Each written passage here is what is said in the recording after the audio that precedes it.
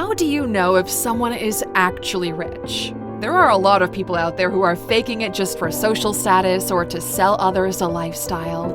And the answer can be summarized in 2 words: financial education. Here are 15 red flags of a financially uneducated person. Number 1, they live the YOLO lifestyle. There's a big difference between living in the present moment and enjoying life to the fullest and making impulsive decisions without thinking long term. The YOLO culture sits closer to the second category. From impulsive spending to stupid risk-taking behavior like meme investing, which we're going to talk about, the YOLO mindset is a quick path to financial ruin. And besides that, this mindset will hurt you in your 30s when you might decide to take life more seriously. The takeaway here is simply this: a good and prosperous life requires planning and a certain degree of discipline, and if you're not ready for this commitment, well, you might need to soon book a session with Dr. Peterson. Number 2, they have massive credit card debt. Let's imagine for a moment that you're in a candy store. You're allowed to pick as much candy as you want right now, but you've got to pay for it later. Sounds pretty great, right? Well, that's essentially how credit cards work.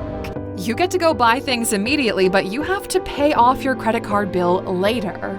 Now, let's say you go a little bit wild in this candy store. You fill up your bag until it's bursting at the seams. You eat some of your candy right away, but it's too much, so you decide to save the rest for later. A month goes by, and the owner of the candy store tells you it's time to pay for all the candy you took. But lo and behold, that bill is much more than you expected, and you can't afford to pay it all at once. That's okay, the owner says. You can pay a little bit now and the rest later. However, there's a catch. For every day you don't pay your bill in full, the owner is going to add a little bit more to what you owe. This extra amount, of course, is called interest. So the next month rolls around, and not only do you still owe for that original candy, but now you owe an extra amount for the interest. And the longer it takes you to pay off your bill, the more interest is added. Before you know it, you owe far more than you ever did for the original candy. And that's what it's like to have a lot of credit card debt. You're not just paying for the things you bought, you're also paying a lot extra in interest. And if you're not careful, this can get out of control really quickly. If someone's got a lot of credit card debt, it might mean they didn't fully understand how interest works or how quickly credit card debt can add up. Number 3, they live paycheck to paycheck. Let's play another game. Think of your financial life as a journey. Imagine you're on a road trip, and instead of planning your route, you just set off in a random direction. You don't know where your next gas station is, you haven't packed any snacks, and you're not sure if you're going to have a place to stay at night. That's a bit like living paycheck to paycheck. You're getting by, but just barely, and with a constant sense of uncertainty about what's next. Now, living paycheck to paycheck is sometimes the result of circumstances beyond our control, such as low wages, high living costs, or unexpected expenses. However, it can also be a sign that we might need to brush up on our financial knowledge. Number 4, they always ask their parents or relatives for money. Now, if you're an adult and this is a constant thing that you do, you might want to pay attention.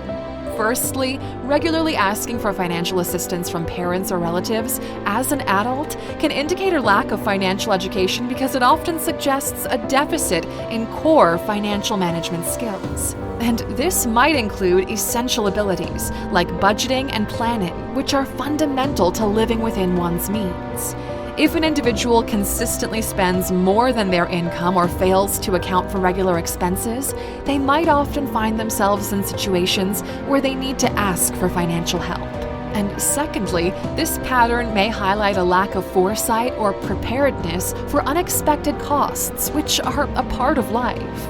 Financial education stresses the importance of having an emergency fund to cover sudden or unforeseen expenses. Without this safety net, an individual may have to turn to others when these situations arise, rather than being able to handle them independently. And lastly, frequent reliance on others for financial support could be an indication that the individual hasn't fully grasped the concept of financial independence, a cornerstone of adulthood. Remember, our society is built on two core pillars: autonomy and personal responsibility. Lose grasp of these, and you will never grow up. Number 5, they borrow money from friends. Perhaps you need to work on budgeting, planning, or developing good saving habits. As you can see, most of these red flags arise from these issues. Introducing money into your friendships can often complicate things, as you may begin to feel guilt, embarrassment, or a sense of indebtedness to your friend, and they might experience resentment or frustration.